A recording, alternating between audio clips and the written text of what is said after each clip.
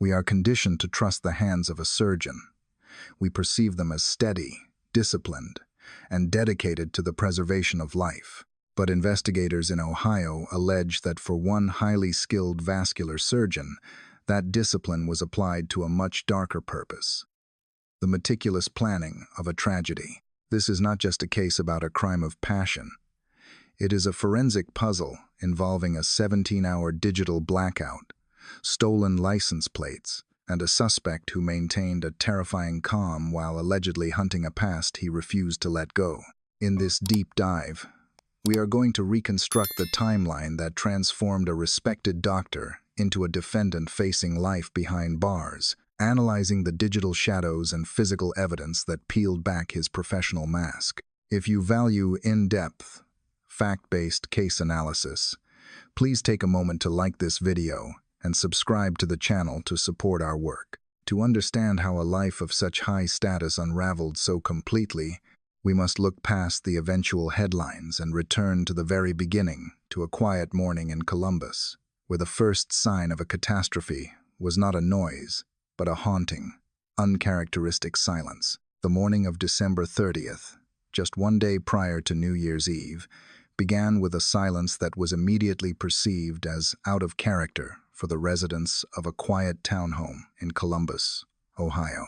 In the professional world, particularly within the medical and dental fields, reliability is not merely a virtue, it is a requirement. When a practitioner fails to appear for a scheduled day of work, the absence triggers an immediate and escalating series of alarms among colleagues and staff. This was the precise scenario that unfolded when Spencer Tepe, a respected dentist known for his dedication to his patients, failed to arrive at his practice. Those who worked alongside Spencer described him as the type of individual who loved his profession and possessed an incredible sense of reliability. In high-responsibility professions, a sudden, unexplained absence is rarely dismissed as a simple oversight or a case of oversleeping. It is often the first, silent signal that a crisis has occurred. When the clock ticked past the expected arrival time and Spencer did not walk through the doors, the concern among his co-workers shifted rapidly from confusion to genuine worry.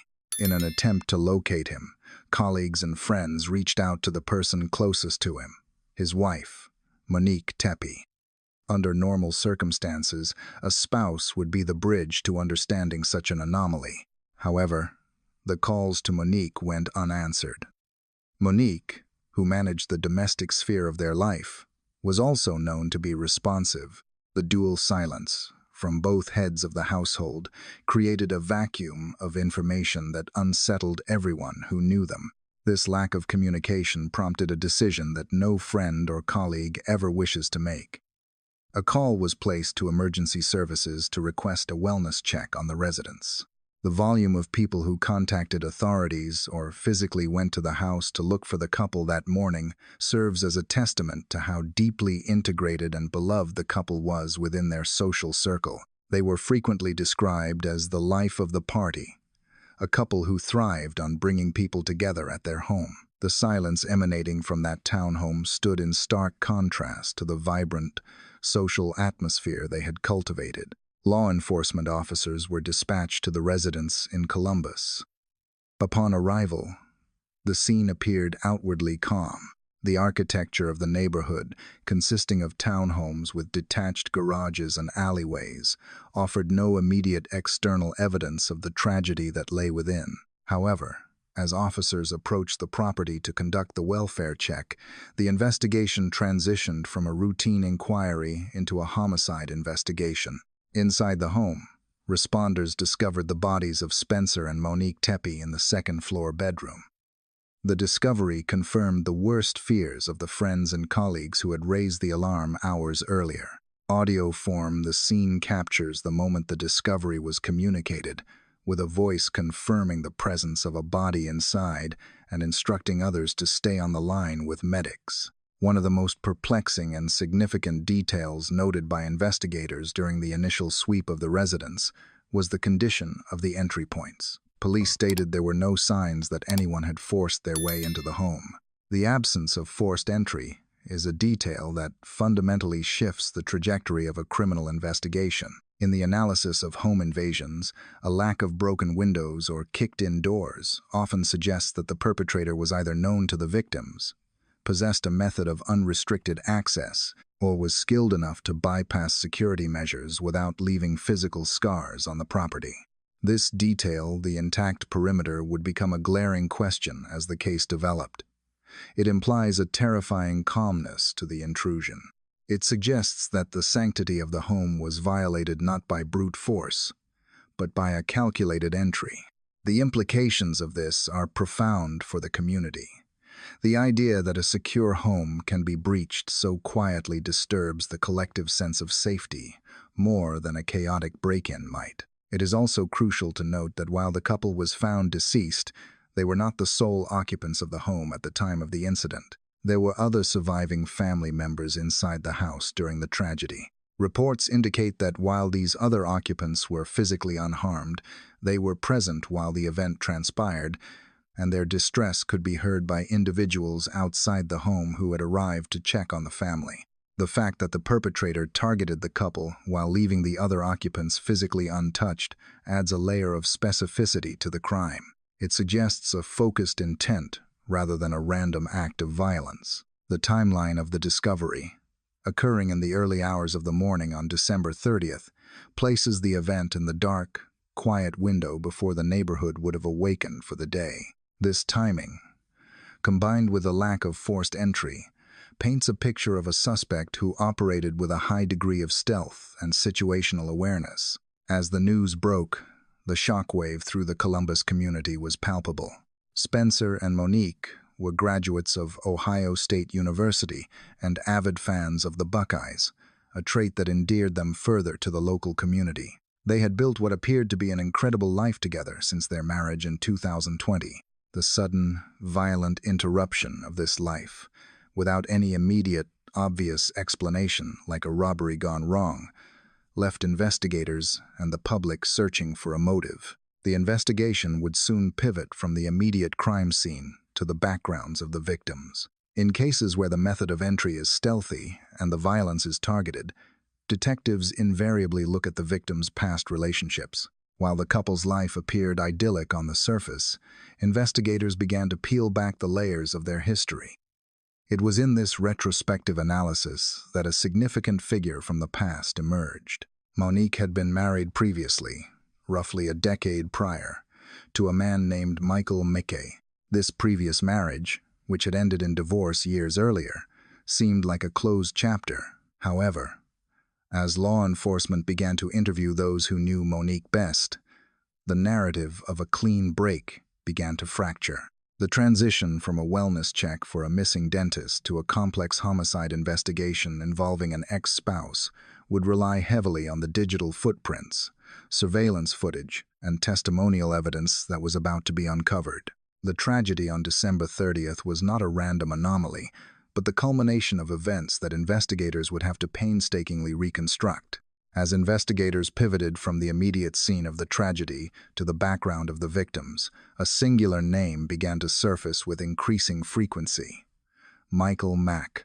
To the outside observer, McKay appeared to be the embodiment of the American success story, a man whose professional credentials commanded immediate respect and trust. He was not a drifter or a known criminal element. He was a highly skilled vascular surgeon, a profession that requires immense discipline, intelligence, and a steady hand. This stark contrast between his prestigious career and the grave accusations now leveled against him created a complex narrative that captivated and disturbed the public in equal measure.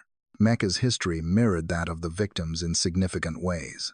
Like Spencer and Monique, he was a product of the rigorous academic environment at Ohio State University, where he had been an aspiring doctor. His medical journey took him across the country, building a resume that would be the envy of many in the healthcare field. Following his time in Ohio, he completed his surgical residency in Virginia and pursued a fellowship in Maryland. His professional footprint extended further west, with active medical licenses in California and Illinois, and a period spent working for a surgical group in Las Vegas, Nevada.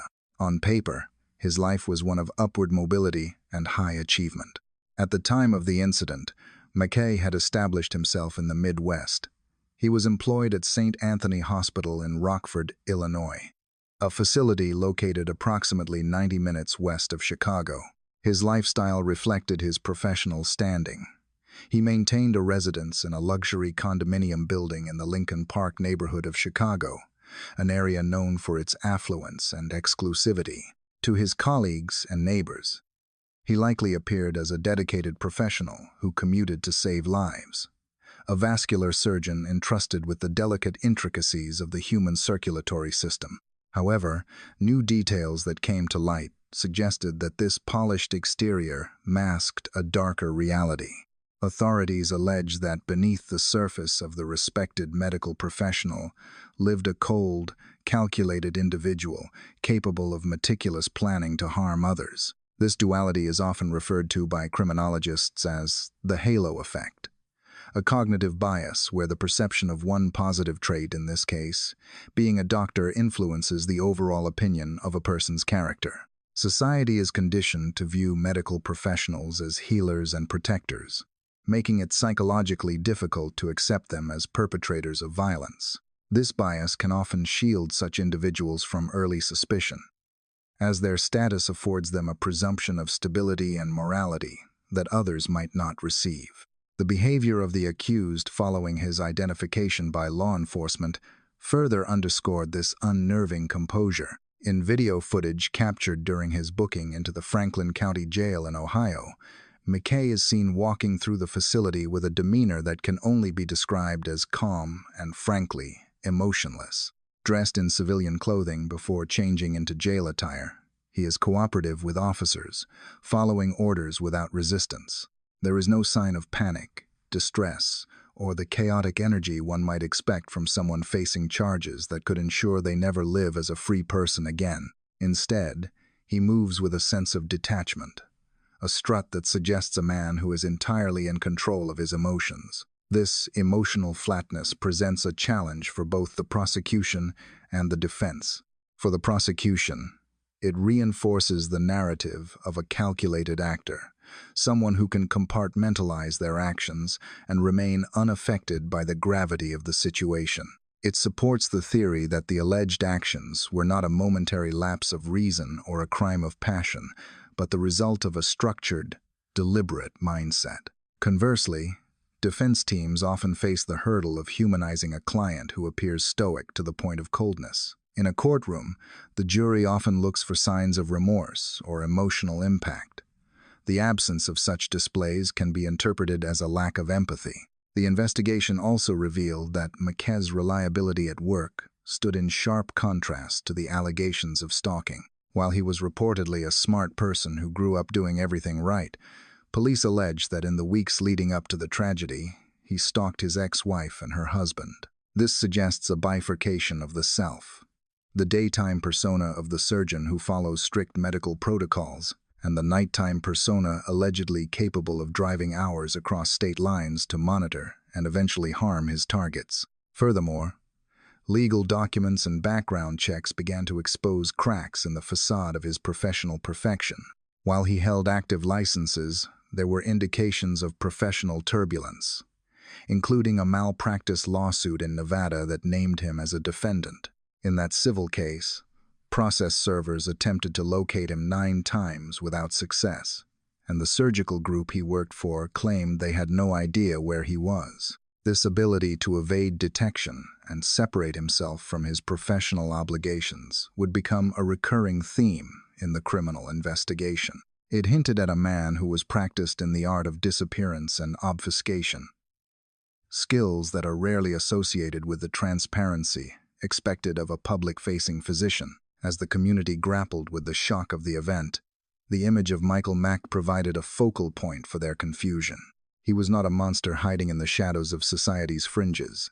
He was a monster hiding in plain sight, wearing scrubs and living in a high-rise. The revelation that the primary suspect was a man of such high societal standing forced a re-evaluation of safety and trust. It demonstrated that capability and intelligence, when directed with malicious intent, can create a particularly dangerous adversary. one who knows how to plan, how to hide, and how to remain calm when the entire world is watching. The investigation into the tragedy in Columbus inevitably required a retrospective journey into the personal history of the victims. While Spencer and Monique Tepe had built a life that appeared synonymous with happiness and stability, investigators soon turned their attention to the years preceding their union.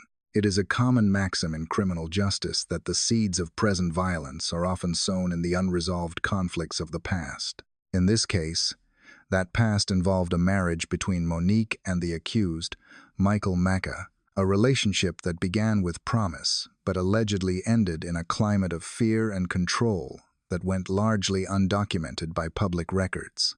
Monique and Mickey were married in the year 2015. At that time, Mickey was an aspiring doctor, and the couple lived in Virginia, where he was completing his residency for surgical training. To the outside world, they were a successful, upwardly mobile pair. However, the union was short-lived.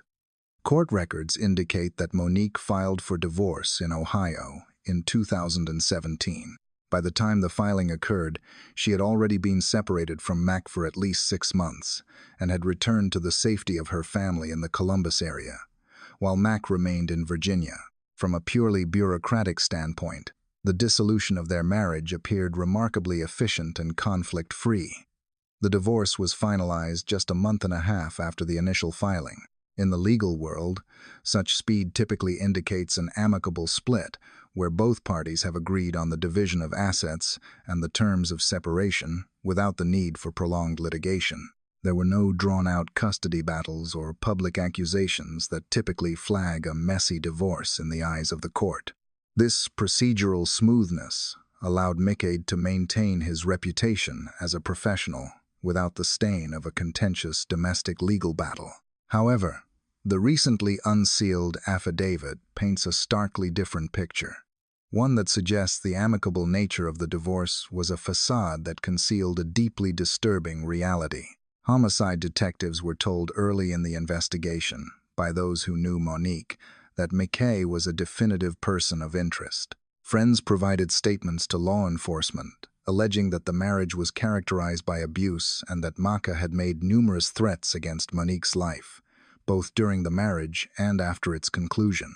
One identifiable witness provided a chilling account to detectives, alleging that Monique had shared details of aggressive behavior and severe physical intimidation during her time with Mickey. Perhaps even more alarming was the psychological nature of the alleged threats. Another witness told investigators that Mickey had made severe and direct threats regarding Monique's safety and survival.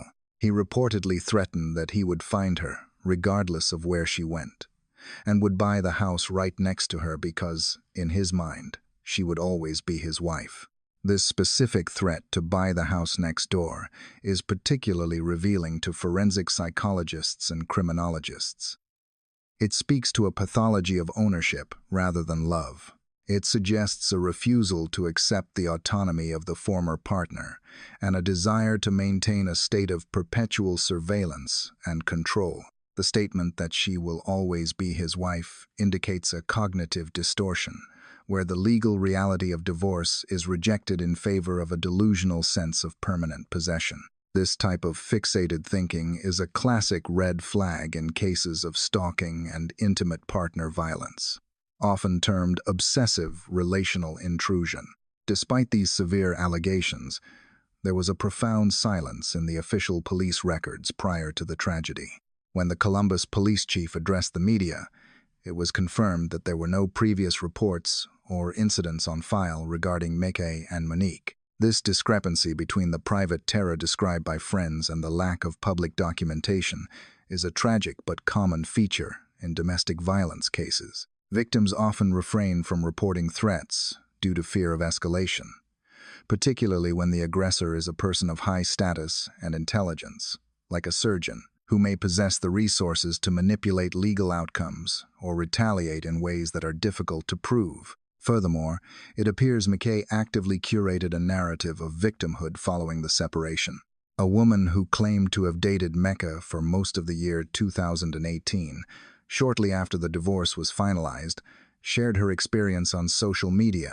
She reported that Make presented himself as the victim of the breakup, telling her that he came home from work one day to find Monique, their dog, and her belongings simply gone. In this version of events, he was the abandoned husband, blindsided by a sudden departure.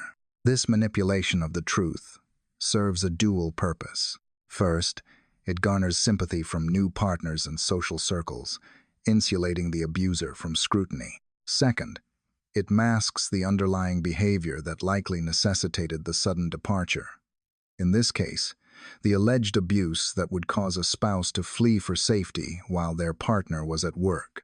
The witness noted that, while Meke seemed nice on the surface, he had an emotional wall-up and refused to discuss the marriage beyond his claim of abandonment.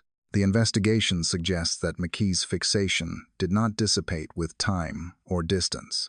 Even as he moved to different states from Virginia to Maryland, then to Illinois, the psychological tether he had constructed to Monique seemingly remained intact. The allegations indicate that for McKay, the divorce was merely a piece of paper that he chose to ignore.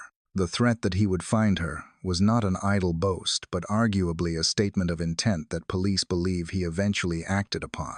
This history of volatility, hidden behind the closed doors of a marriage and masked by the professional success of a surgeon, provides the critical context for the tragedy.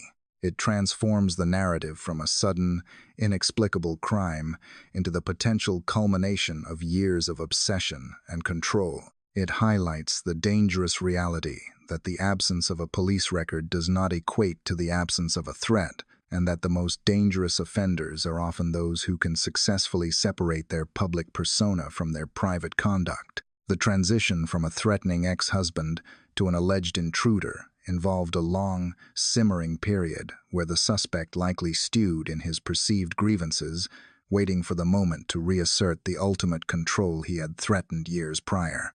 In the reconstruction of any complex homicide investigation, detectives often search for a precursor event, an incident that serves as a prelude to the tragedy. This concept, often referred to in criminal psychology as a dry run or a rehearsal, marks the escalation from abstract intent to physical action. In the case against Michael Mike, a critical development emerged that predated the events of December 30th. Investigators identified a specific date weeks earlier, December 6th, as a pivotal moment that allegedly signaled the suspect's transition from a distant threat to an immediate, physical presence in the lives of the victims. On that particular day, Spencer and Monique Teepee had traveled away from their Columbus home. As dedicated alumni and supporters of their alma mater, the couple had gone to Indianapolis to attend the Big Ten championship football game, where Ohio State was playing against Indiana. This trip was consistent with the description of the couple provided by friends and family. They were social, active, and deeply integrated into their community of peers. The atmosphere in Indianapolis was one of celebration and camaraderie, a stark contrast to the covert activity that police allege was simultaneously unfolding back at their empty residence in Ohio. While the couple was hundreds of miles away enjoying the game with friends, law enforcement officials state that Michael Mackey was at their home in Columbus. This allegation is significant because McKay lived in Illinois and worked in Rockford, a location roughly 7 hours away by car. The logistical commitment required to drive such a distance merely to visit the exterior of a former spouse's home suggests a level of fixation that goes beyond casual curiosity. It is worth noting that hospital records indicated Mickey was not on the schedule to work on the night of December 6th, leaving his time unaccounted for in his home state. The evidence placing Mickey at the scene is technical and specific. Police claim to have video footage of Mickey entering what is legally termed the curtilage of the Tepe home. In legal and forensic contexts, the curtilage refers to the land immediately surrounding a house or dwelling, including the yard, walkways, and detached structures like garages, which is considered intimately tied to the privacy of the home. While authorities have not stated that Mickey breached the interior of the residence on this date, the video reportedly shows him entering this private zone and then exiting the property a few hours later. The presence of an unauthorized individual loitering within the private boundaries of a home for several hours is alarming on its own. However, the timeline of this surveillance trip coincides with a distressing episode reported by Monique's companions in Indianapolis. According to the affidavit released by investigators, Monique left the football game during the second half to return to the hotel where the group was staying. Friends told police that Spencer had confided in them that Monique left the event prematurely because she was visibly upset about something involving her ex-husband. This correlation raises unsettling questions about the nature of the communication between the suspect and the victim. Police documents do not clarify whether Mac reached out to Monique directly that night or if she had some technological means of knowing he was near her home, such as a security notification. However, the synchronization of his alleged presence at her home and her sudden distress in another state implies a connection that disrupted her peace of mind, even from a distance. If she was aware of his presence, the psychological terror of knowing an intruder is at one's sanctuary, while one is powerless to intervene from hours away, is immense. From an investigative standpoint, the events of December 6th are crucial for establishing premeditation. A defense team might argue that a singular appearance on the night of the tragedy was a spontaneous or impulsive act. However, a documented trip weeks prior, involving a 14-hour round-trip drive, undermines the theory of impulsivity. It supports the prosecution's narrative that the suspect was stalking the couple, learning their patterns, and perhaps testing the security of the environment. The alleged dry run demonstrates a willingness to invest significant time and effort into the observation of the targets, a behavior pattern often seen in calculated, predatory crimes. Furthermore, this incident highlights the vulnerability of the victims despite their caution. Even with the geographic buffer of living in a different state than the ex-husband, the physical boundaries were allegedly breached. The concept of safety in suburbia relies on the assumption that property lines are respected. When an individual violates the curtilage, the psychological and physical buffer of the home, it signals a disregard for social and legal norms that often precedes more violent boundary violations. The December 6th anomaly also serves to dismantle the image of the amicable divorce that had been presented in public records. If the allegations are proven true, Mac's presence at the home contradicts any notion that he had moved on with his life in Chicago. Instead, it paints a picture of a man who was quietly, and perhaps obsessively, inserting himself back into the physical space of a woman who had tried to leave him behind years earlier. This chapter of the investigation provides the framework for understanding the tragedy not as an isolated explosion of violence, but as the final act in a sequence of stalking behaviors that had been escalating in the shadows. The reconstruction of the timeline for the night of December 30th serves as the structural backbone of the prosecution's case. In modern homicide investigations, the narrative of the crime is rarely built solely on witness testimony. Instead, it is pieced together through the unblinking eye of digital surveillance. As detectives work to understand the final hours of Spencer and Monique Tepe, they turn to the technology embedded in the neighborhood infrastructure. This inquiry yielded a critical piece of evidence that shifted the investigation from a general inquiry into a focused pursuit of a specific suspect. Law enforcement released a person of interest video in the days immediately following the tragedy, a strategic move designed to solicit public assistance while simultaneously signaling to the perpetrator that they were being watched. The footage, captured by a Nest camera positioned on a neighboring property, shows a figure dressed in dark clothing walking down the alleyway located behind the townhomes. The layout of the residence included detached garages separated by these alleyways, a common architectural feature that offers both convenience and, unfortunately, a degree of concealment for those wishing to move unobserved. In the video, the individual walks with a steady, purposeful gait. A notable aspect of this footage, which has been scrutinized by forensic analysts, is the direction of the subject's gaze. The person does not look up at the camera. This detail has sparked considerable debate among investigators and legal commentators. It remains unclear whether the individual was aware of the specific location of the camera and intentionally averted their face to avoid identification, or if they were simply focused on their destination. However, the result was that the camera did not capture a clear image of the suspect's facial features, leaving the identification to rely on other corroborating factors. Despite the obscured face, police have publicly stated their belief that the figure in the video is indeed Michael McKeck. This assertion is not based on the video alone, but is supported by the concurrent movement of a vehicle tracked by investigators. Detectives identified a silver SUV that arrived in the immediate vicinity of the home shortly before the tragedy occurred and departed the area shortly thereafter. The synchronization of the vehicle's arrival and the figure's appearance in the alleyway creates a compelling temporal link. The identification of the vehicle was not a matter of guesswork. Police allege that the SUV possesses distinctive features that allow detectives to positively identify it as the vehicle belonging to McKay. In an era where mass-produced vehicles can appear identical, specific modifications, damage, or unique trim options can serve as a fingerprint for a car.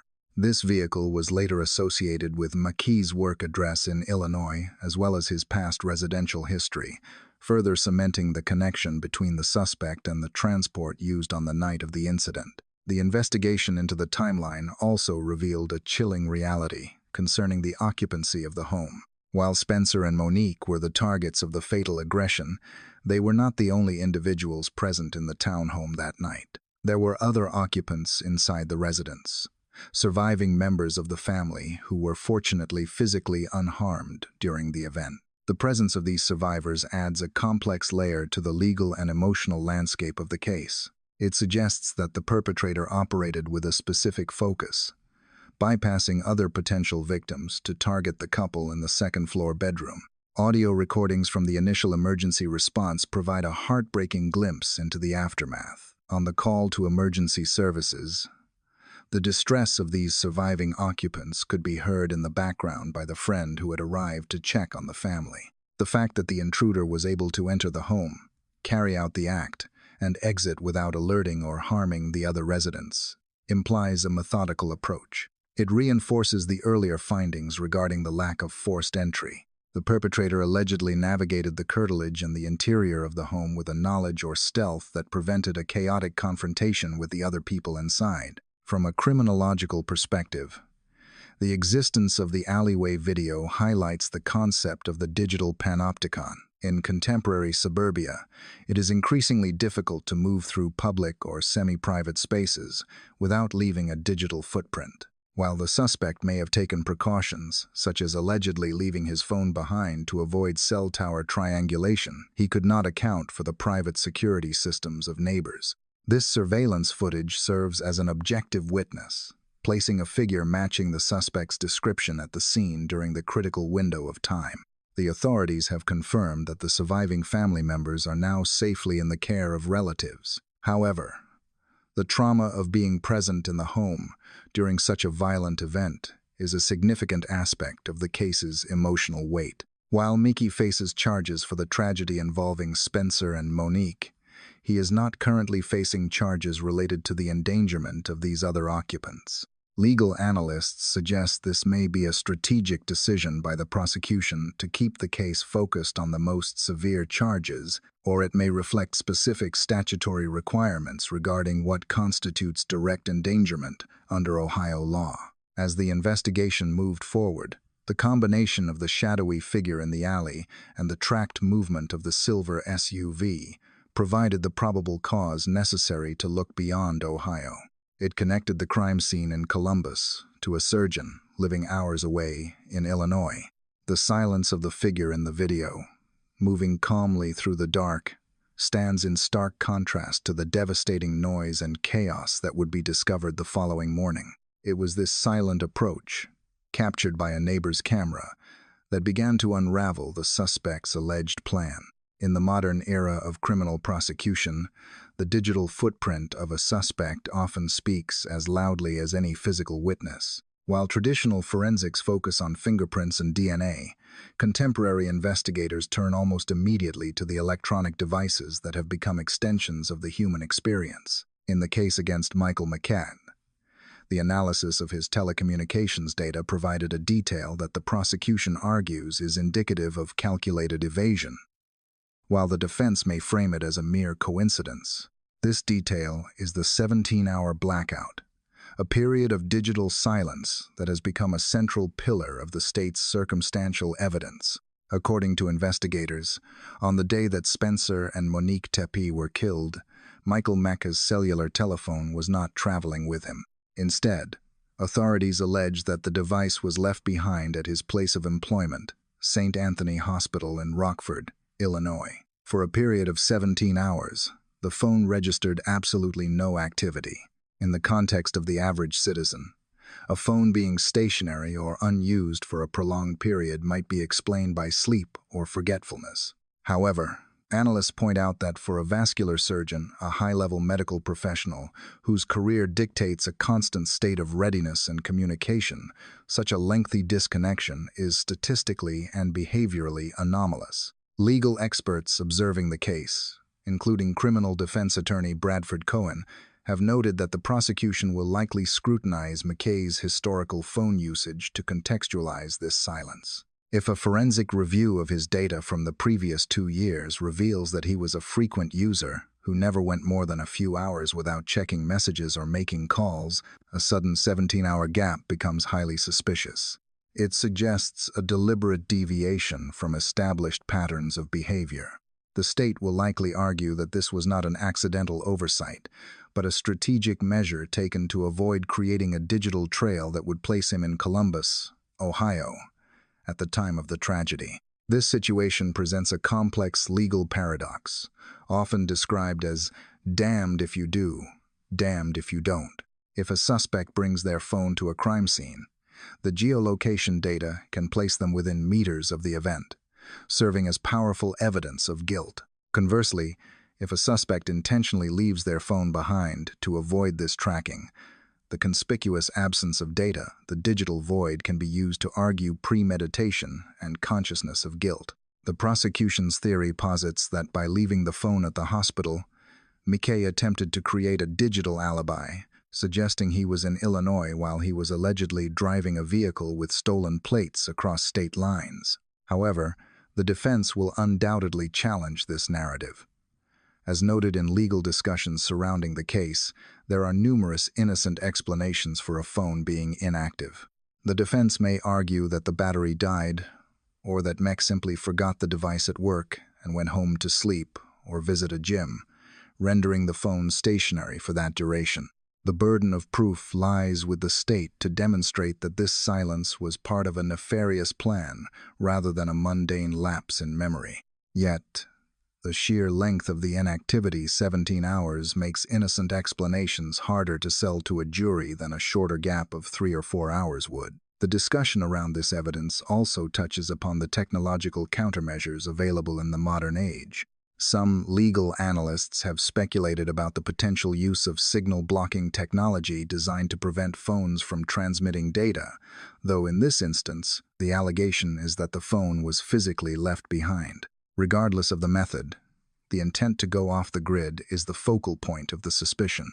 This piece of evidence highlights the extreme difficulty of committing a crime in the 21st century without detection.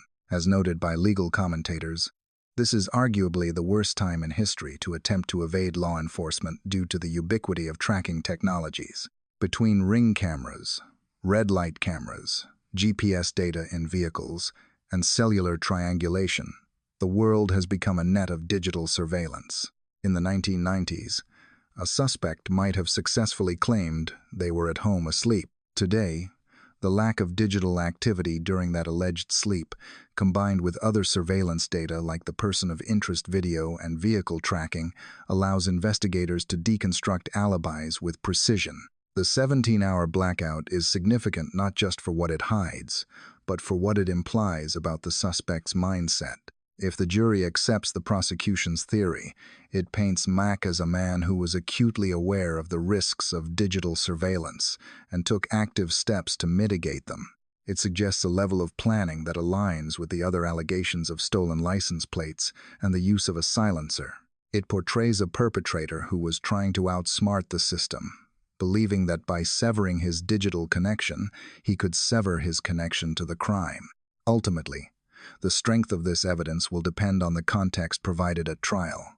The prosecution must definitively link this period of silence to the window of time in which the travel to and from Ohio occurred. They must show that while the phone was sitting silent in a hospital in Illinois, the silver SUV associated with Mike was moving with purpose towards Columbus. This contrast, the stillness of the device versus the movement of the suspect, encapsulates the state's argument that the silence was not an accident, but a weapon used to cloak a violent intent. While the digital silence of the cellular telephone provided a negative inference of guilt, a void where data should have been the physical evidence surrounding the suspect's mode of transportation, offered investigators a tangible trail to follow. In the intricate puzzle of the Columbus homicide investigation, the identification and forensic processing of Michael McKay's vehicle became a cornerstone of the prosecution's theory of premeditation. It transformed the case from a question of motive into a demonstration of logistical planning, suggesting that the tragedy was not a spontaneous event, but a carefully orchestrated operation involving significant deception. On January 9th, law enforcement officers descended upon the parking lot of St. Anthony Hospital in Rockford, Illinois, where Maki was employed. There, they located and seized a silver SUV, a vehicle that would soon become one of the most critical pieces of physical evidence in the case. Police allege that this specific vehicle was tracked, arriving in the area of the victim's home in Columbus shortly before the incident occurred, and was observed departing the vicinity shortly thereafter. While silver SUVs are common on American roadways, detectives stated that this particular vehicle possessed distinctive features that allowed them to positively identify it as belonging to McKay, distinguishing it from the thousands of similar models on the highway. The ownership of the vehicle was quickly established through records, linking it to Mika's work address in Illinois, as well as a past residential address associated with him. However, what made the vehicle legally damning was not merely its presence in Ohio, but the calculated efforts allegedly taken to disguise its identity during the journey. According to the affidavit released by investigators, McKay did not simply drive his own car with his own license plates to the scene of the crime. Instead, detectives claimed that he utilized stolen license plates from two different states, Ohio and Arizona, to mask the vehicle's registration. The use of stolen plates is a detail that carries immense weight in a criminal trial. Legal analysts point out that acquiring license plates that do not belong to one's vehicle is an active step that requires forethought and intent. It suggests that the driver was acutely aware of the potential for surveillance and took steps to evade detection during the long drive between Illinois and Ohio. The affidavit further alleges that these stolen plates were displayed on the vehicle at different times, implying a dynamic strategy to blend in with local traffic or confuse potential witnesses. This level of tradecraft is inconsistent with an impulsive act of passion. It aligns more closely with the behavior of an individual who has methodically planned a criminal act and the subsequent evasion of law enforcement. Furthermore, the forensic examination of the vehicle revealed signs of hasty alteration. Investigators noted that prior to the homicides, McKay's car had been equipped with a temporary Arizona tag.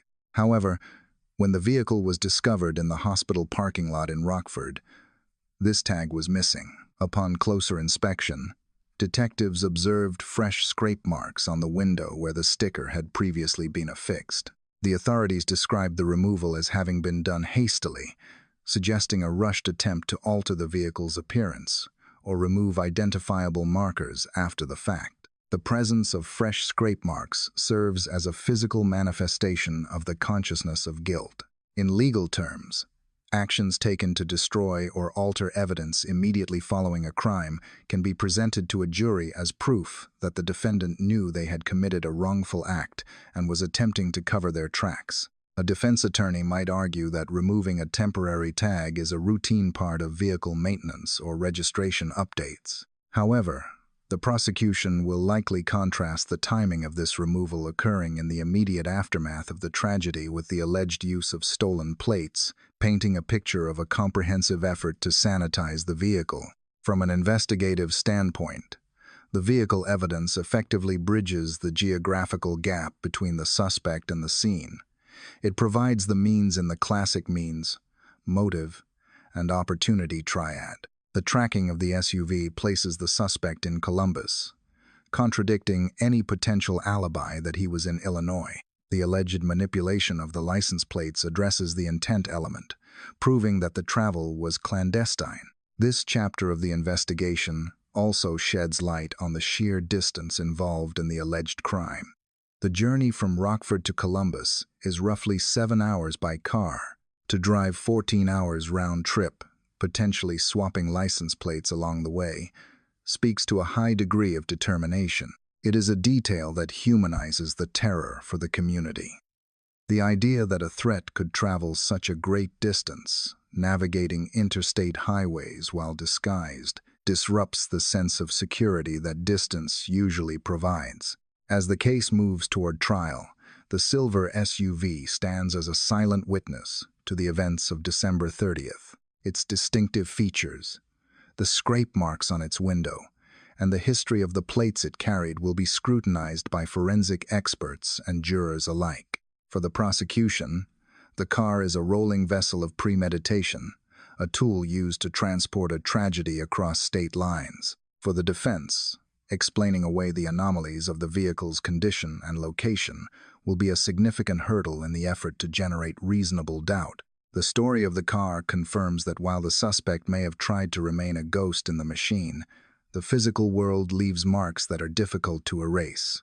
The investigation into the events of December 30th culminated on January 9th, a date that marked the transition from a covert surveillance operation to a public apprehension. After days of tracking movements and analyzing digital footprints, law enforcement officials in Illinois, working in coordination with Ohio detectives, moved to take Michael McKay into custody. The location of the arrest provided a jarring contrast to the severity of the allegations. The suspect was not found in a fortified compound or fleeing across a border, but rather at a fast food restaurant in Rockford, Illinois. McKay was apprehended at a Chick-fil-A located near his place of employment, St. Anthony Hospital. This setting serves as a stark reminder of the compartmentalization often observed in such cases. Just moments before his freedom was stripped away, McKay was seemingly engaged in the mundane routine of a lunch break, maintaining the veneer of his life as a practicing surgeon. The arrest was executed without incident. Reports indicate that McKay did not resist authorities. This compliance aligns with the profile of a suspect who is disciplined and perhaps resigned to the legal process, or confident in his ability to navigate it. Following the arrest, investigators immediately turned their attention to the physical assets associated with the suspect. The silver SUV, which had been the subject of intense scrutiny via highway surveillance and license plate readers, was seized from the parking lot of the hospital where Mackey worked. Securing this vehicle was paramount for forensic teams, who needed to analyze the interior for any trace evidence that could link the car to the scene in Columbus, beyond the external tracking data. Simultaneously, a search warrant was executed at Mika's primary residence, a luxury condominium in the affluent Lincoln Park neighborhood of Chicago. This raid was critical for the prosecution. While the car provided the means of transport, the residence was believed to hold the tools of the crime. The search of the high-rise apartment yielded significant results. Police claim to have discovered multiple weapons within the dwelling, a finding that complicates the image of the nonviolent medical professional. Among the items recovered, investigators stated they found a weapon that has a preliminary forensic link to the crime scene in Ohio. In the realm of criminal justice, ballistics evidence is often considered the gold standard. If the striations on a projectile found at the scene match the barrel of a firearm found in the suspect's possession, the circumstantial case regarding cell phone silence and vehicle movements becomes bolstered by direct, physical proof of involvement. Perhaps the most chilling discovery alleged by the prosecution was the presence of a silencer, or suppressor. The inclusion of a silencer in the charges adds a specific and severe dimension to the case. In Ohio law, the use of a suppressor can be an aggravating factor, signaling that the act was not a spur-of-the-moment decision, but a calculated execution designed to evade auditory detection. The discovery of such a device supports the timeline of the night in question, where the tragedy occurred without alerting neighbors to the sound of gunfire. It implies a level of tactical planning that is inconsistent with a crime of passion. Following his arrest, McKay waived his right to extradition proceedings in Illinois, allowing for his immediate transfer back to Ohio to face charges. It was during this transfer and his subsequent booking into the Franklin County Jail that the public received its first clear look at the accused. The video footage of Mack entering the facility became a subject of intense analysis by body language experts and the public alike. In the video, Mack is seen walking calmly through the jail intake area. He is dressed in civilian clothing before changing into jail-issued slides. His hands are cuffed, yet his posture is upright, and his gait has been described by some observers as a strut. There is a notable absence of visible emotion, no tears, no shaking, no signs of the immense stress that typically accompanies a homicide charge. He appears to be listening intently to instructions from law enforcement and following them with precision. This emotional flatness can be interpreted in multiple ways. A defense attorney might argue that his client is in a state of shock or is simply a disciplined professional maintaining his composure under pressure. However, to the prosecution and the community grieving the victims, this lack of affect is often viewed as a sign of coldness or a lack of remorse. It reinforces the narrative of the calculated killer, who treats the legal process with the same clinical detachment he might apply to a surgical procedure. The arrest in Rockford did not just bring a suspect into custody. It brought the theoretical case into the physical world. The abstract data points the 17-hour phone silence, the GPS coordinates. The video of the shadow in the alley were now anchored to a real person, a real car, and a real weapon. As McKay sat in the Franklin County Jail, the investigation shifted from a hunt for a perpetrator to the construction of a legal argument designed to ensure he would never walk free again. The monster label used in headlines was now attached to a man who, just days prior, had been walking the halls of a hospital, hiding in plain sight. With the physical apprehension of the suspect complete, the focal point of the Columbus tragedy shifted from the chaotic realm of the investigation to the structured, procedural environment of the judicial system. The legal machinery began to turn immediately following the arrest in Illinois. Michael Mack, now a defendant, rather than merely a person of interest, waived his right to challenge extradition proceedings. This legal maneuver allowed for his swift transfer from the custody of Illinois authorities back to Franklin County, Ohio, the jurisdiction where the alleged crimes took place. This transfer marked the official commencement of the prosecution's case, moving the narrative from the streets of Rockford to the austere setting of an Ohio courtroom. Upon his return to Columbus, the gravity of the allegations was formalized through the indictment process. A grand jury, a body of citizens tasked with determining whether there is sufficient probable cause to charge an individual, returned a true bill against McKay. The indictment contained 5 specific counts, a heavy legal burden that reflects the severity of the events of December 30th. The charges included 4 counts of aggravated murder and 1 count of aggravated burglary. To the layperson, the distinction between murder and aggravated murder may seem semantic, but in the eyes of the law, it is profound. Aggravated murder in Ohio implies a level of calculation and prior calculation that elevates the crime beyond a sudden act of passion.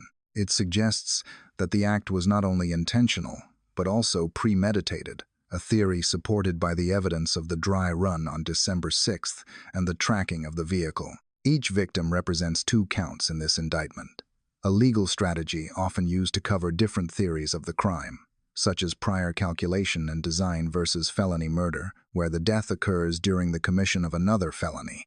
The 5th count, aggravated burglary, provides the legal framework for the entry into the home. This charge asserts that the defendant trespassed in an occupied structure with the intent to commit a criminal offense, while inflicting, or attempting to inflict, physical harm on another. This charge is critical because it addresses the violation of the sanctity of the home, even without signs of forced entry, suggesting a stealthy or perhaps manipulated access. The unauthorized presence with malicious intent constitutes burglary. This charge serves as the predicate offense that anchors the entire prosecution, establishing that from the moment the curtilage was breached, a crime was in progress. Macca made his initial appearance before the Franklin County Court of Common Pleas via a video feed from the county jail. This technological separation often strips court appearances of their dramatic flair. Yet the scrutiny on the defendant remained intense. Dressed in jail attire, Mecki maintained the same demeanor observed during his booking, silent, stoic, and seemingly detached from the proceedings. He did not speak to the court directly. Instead, his voice was channeled through his defense attorney, who entered pleas of not guilty to all charges on his behalf. The not guilty plea is a standard procedural step in the early stages of a criminal case, regardless of the weight of the evidence. It forces the state to prove its case beyond a reasonable doubt. During this arraignment, the defense did not request a bond, acknowledging the severity of the charges and likely reserving the right to raise the issue at a more advantageous time. The reading of the indictment was also waived, a common professional courtesy that speeds up the hearing but effectively silences the public airing of the specific allegations in open court for that moment. A significant topic of discussion among legal analysts and the community concerns the potential penalties Mecki faces. Ohio is a state where capital punishment remains a legal option for the most heinous crimes. However, at this stage of the prosecution, the indictment does not appear to include the specific death penalty specifications required to put lethal injection on the table. This absence has sparked debate regarding the motivations of the prosecutor's office. The lead prosecutor for Franklin County, Shayla Favor, is known to hold personal views that oppose the death penalty. In the political landscape of criminal justice, the philosophy of the elected prosecutor often influences the charging decisions of the office. Legal experts, such as defense attorney Bradford Cohen, have noted that while prosecutors have the discretion to seek the ultimate punishment, modern state attorneys often align their official actions with their ethical or political platforms. It is possible that the decision not to seek death in this case reflects a broader policy shift within the county, or it may be a strategic decision to streamline the trial process. Capital cases are notoriously lengthy, expensive, and subject to decades of appeals. By removing death from the equation, the state may be prioritizing a swifter conviction and a sentence of life without parole. Furthermore, the charges currently filed focus exclusively on the tragedy involving Spencer and Monique. Despite the presence of other surviving family members in the home occupants who were young and vulnerable, Mecki is not facing charges related to child endangerment or similar offenses at this time. Legal analysts suggest this is likely an example of charge discipline. Prosecutors often avoid overcharging, piling on every possible offense because it can complicate the narrative for the jury and distract from the primary objective, securing a conviction for homicide. The logic is that if the state secures life sentences for the aggravated murders, the additional charges for endangerment would not meaningfully add to the punishment. As the arraignment concluded and the camera feed from the jail was cut, the legal battle lines were drawn. The state has committed to proving a complex case of premeditated violence, supported by digital and physical evidence. The defense has positioned itself to challenge that evidence, starting from the presumption of innocence. For the community, the indictment provided a measure of relief, a formal acknowledgement that the justice system was engaged, but it also signaled the beginning of a long, arduous process to determine the truth of what happened behind the closed doors of the Tepe home. In the quiet suburbs of Columbus, the absence of noise during the commission of a crime is often as telling as the forensic evidence left behind. As investigators pieced together the sensory details of the night of December 30th, a disturbing detail emerged regarding the weaponry allegedly employed by the suspect. The indictment handed down by the grand jury includes a specific specification that Michael McKay utilized a firearm accessory designed to suppress noise during the commission of the alleged crimes. This detail fundamentally alters the perception of the crime from a chaotic outburst to a disciplined execution. The analysis of the emergency calls and neighborhood reports suggests that despite the close proximity of neighbors in the townhome complex, there were no reports of loud gunshots, typically associated with a high-caliber weapon. Instead, the 911 calls capture the aftermath and the distress of the surviving occupants, but not the acoustic violence of the act itself. The preliminary link between a weapon found in Maxey's Chicago apartment and the crime scene in Ohio is strengthened by this auditory void. If the ballistics match, the presence of a silencer in the suspect's possession becomes a difficult piece of evidence for the defense to explain away as a casual item for a hobbyist. Legal experts note that the use of a silencer speaks directly to the element of prior calculation and design. A silencer is not an item one typically carries for self-defense or sudden conflicts. It is a tool of stealth. Its alleged use implies that the perpetrator entered the home with the specific intent to kill without alerting the surrounding community or the other individuals inside the residence. This level of tactical foresight suggests a perpetrator who was concerned with operational security and evading immediate detection, allowing them to escape the scene before the alarm could be raised. Furthermore, the presence of a silencer aligns with the broader narrative of a phantom intruder, one who could breach the curtilage, enter the home without force, and leave without drawing attention to themselves until it was too late. For the prosecution, the silencer is a physical manifestation of the cold, calculated nature attributed to the surgeon. It transforms the weapon from a mere instrument of lethality into an instrument of silence, designed to facilitate a crime that was meant to go unheard by the outside world. As the case moves toward trial, the focus shifts to the strategy that will be employed by Michael McKay's legal team. Defending a client against such a mountain of circumstantial and physical evidence requires a methodical deconstruction of the state's narrative. Legal analysts, including criminal defense attorney Bradford Cohen, suggest that the defense will likely pivot to an identity defense, essentially arguing that while a crime occurred, the state cannot definitively prove Mick was the person inside the house. The defense will likely highlight the absence of direct video evidence placing Mickey within the interior of the residence. While the person of interest video shows a figure in the alley, the defense may argue that the figure is unrecognizable and that the link to Mick is speculative. They may challenge the forensic science linking the weapon to the scene, filing motions to suppress evidence seized from the apartment or the vehicle, if any procedural errors can be found in how the search warrants were executed. In the courtroom, the burden of proof rests entirely on the prosecution. The defense does not need to prove innocence, only to create reasonable doubt. A significant battleground will be the 17-hour gap in cell phone activity. While the prosecution views this as evidence of evasion, the defense will likely argue that a dead battery or a forgotten phone is not a crime. They may posit that absence of evidence is not evidence of absence, suggesting that the lack of data does not prove he was in Ohio, only that he was not using his phone. Similarly, regarding the stolen license plates and the movement of the vehicle, the defense might claim that access to the vehicle does not equate to operation of the vehicle, asking the jury to consider if anyone else could have had access to the SUV. Bradford Cohen notes that trials are like boxing matches, where every punch thrown by the prosecution must be met with a counterpunch. The defense will likely scrutinize the timeline, looking for any minute discrepancies that could make the 14-hour round trip improbable.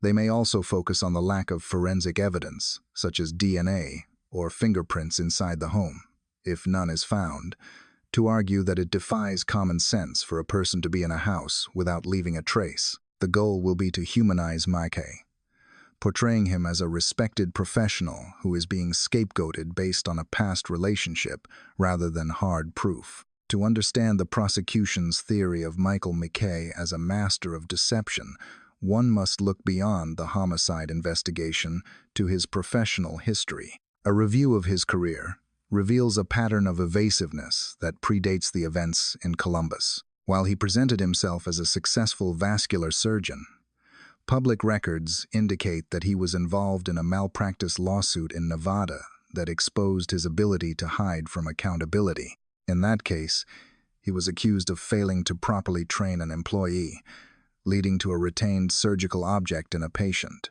What is most relevant to the current criminal case is not the medical error itself, but Mech's behavior when faced with legal scrutiny. The company tasked with serving him legal papers attempted to locate him 9 times without success. Furthermore, the surgical group he worked for claimed they had no idea where he was, and the attorney filing the suit discovered that the address Mecca provided to his employer was allegedly fake. This occurred roughly 3 months before the tragedy in Columbus, suggesting that Mecca was already practicing the art of disappearing while maintaining a professional facade. This history of providing false addresses and evading process servers establishes a character trait of elusiveness. It suggests that McKay was comfortable manipulating logistical details to remain unreachable.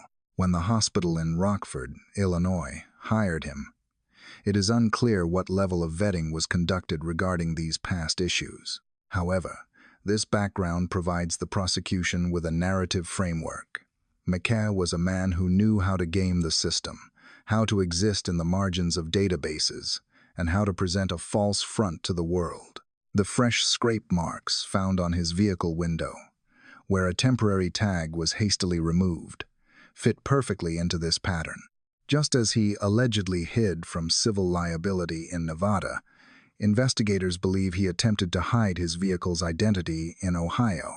This professional mask, the ability to appear as a reliable surgeon while simultaneously engaging in deceptive practices, makes him a unique and dangerous defendant. It implies that the monster described in headlines was not a sudden creation, but a persona that had been cultivated over time through a history of avoiding consequences. A heartbreaking and complex aspect of the case involves the other individuals who were inside the Tepe home when the tragedy occurred. Law enforcement confirmed that in addition to Spencer and Monique, there were 2 other occupants in the house, young surviving family members who were present during the early morning hours of December 30th. These survivors were physically unharmed by the intruder, a fact that has led to both relief and intense speculation regarding the perpetrator's mindset. The distress of these survivors was captured on the 911 calls made by friends who arrived at the scene, adding a layer of auditory trauma to the evidence. However, despite their presence and the inherent danger they were placed in, Michael Mech is not currently facing charges related to their endangerment, such as child endangerment. Legal analysts suggest this is a strategic decision by the prosecutor's office to streamline the case. By focusing on the 4 counts of aggravated murder and the burglary charge, the state avoids the complexities of proving specific intent to harm the survivors, which might distract from the primary objective of securing a life sentence for the homicides. The decision to leave the survivors physically unharmed also speaks to the targeted nature of the crime. Criminologists argue that if Mickey is indeed the perpetrator, his sparing of the other occupants aligns with the profile of an intimate partner killer whose rage is focused exclusively on the former spouse and their new partner. It suggests a compartmentalization of violence, a refusal to cross certain lines even while crossing others. However, the psychological impact on these survivors is immense. They are the silent victims of the tragedy. Individuals whose lives have been irrevocably altered by the loss of their guardians and the violation of their sanctuary. The survivors are now safely with family, protected from the media glare. Their role in the trial remains to be seen. Depending on their ability to recall events, they could technically be witnesses, though prosecutors are often reluctant to traumatize young survivors further. Their existence in the narrative serves as a reminder of the collateral damage of domestic violence. The intruder did not just end 2 lives. He shattered a family unit, leaving behind survivors who must navigate a future defined by this singular, horrific night. Beyond the legal maneuverings and forensic details lies the human cost of the tragedy. Spencer and Monique Tepe were more than just names on an indictment. They were vibrant, beloved members of the Columbus community. Friends and colleagues described them as the life of the party, a couple that thrived on social connection and bringing people together. Spencer's colleagues at the dental practice noted his reliability and love for his work, emphasizing that his absence was the first sign that something was terribly wrong. Monique, a dedicated mother and partner, had found a second chance at happiness with Spencer. Their wedding video, now a poignant artifact of their life together, displays a couple deeply in love and surrounded by a supportive network of family and friends. The sheer volume of people who called emergency services or rushed to their home on the morning of December 30th stands as a testament to their impact on those around them. They were the type of people whose silence was loud enough to wake a neighborhood. The loss has reverberated through the Ohio State University alumni network, where both were graduates and avid fans. The tragedy has stripped the community of two professionals who dedicated their lives to the care of others, one through dentistry, the other through her devotion to her family. The shocking nature of their deaths, allegedly at the hands of a former partner who refused to let go, has sparked conversations about the enduring danger of domestic abuse, even years after a relationship has ended. As the community mourns, the focus remains on preserving the memory of who Spencer and Monique were in life, rather than letting them be defined solely by their deaths. Their story is one of resilience and love that was cut short by an external force. The monster narrative of the accused often dominates the headlines, but the legacy of the victims is carried forward by the friends who noticed their absence and the family members who now care for the survivors. As the investigation concludes and the legal process begins, Michael McKay sits in the Franklin County Jail, awaiting the next steps in a judicial journey that could span years. He has pleaded not guilty to all charges, maintaining his silence just as he did during his initial court appearance. His attorney has not yet requested bond, leaving him in custody as the state builds its case. The road to a verdict will be long, involving pre-trial motions, jury selection, and the eventual presentation of the complex web of evidence that connects a surgeon in Illinois to a tragedy in Ohio. The case stands as a chilling example of how the past can haunt the present. It highlights the dangers of obsessive relational intrusion and the terrifying reality that high-functioning professionals can harbor dark, violent impulses. The evidence from the 17-hour phone blackout to the stolen license plates and the silent figure in the alley paints a picture of a crime that was not a momentary lapse, but a meticulous operation. While the death penalty appears to be off the table due to the discretion of the prosecutor, the stakes remain life or death in terms of freedom. If convicted, McCaff faces the prospect of spending the remainder of his life behind bars, a stark contrast to the luxurious life he lived as a surgeon. For the families of Spencer and Monique, the trial offers the only solace available: the hope for accountability. The story of the surgeon in the shadows is far from over. As the legal teams prepare for battle, the community waits for answers. The tragedy has left an indelible mark on Columbus, a reminder that safety is fragile and that the most dangerous threats often wear the most respectable masks. The process of justice is slow, but the memory of the victims ensures that the demand for truth will not fade. That concludes our deep dive into the timeline, the evidence, and the people involved in this heartbreaking case. There are still many legal hurdles to clear and evidence to be tested before a jury decides the final outcome. We will continue to monitor the court docket and bring you updates as the trial progresses and new details emerge from the courtroom. Thank you for joining us for this extensive analysis. Stay safe, look out for one another, and we will see you next time.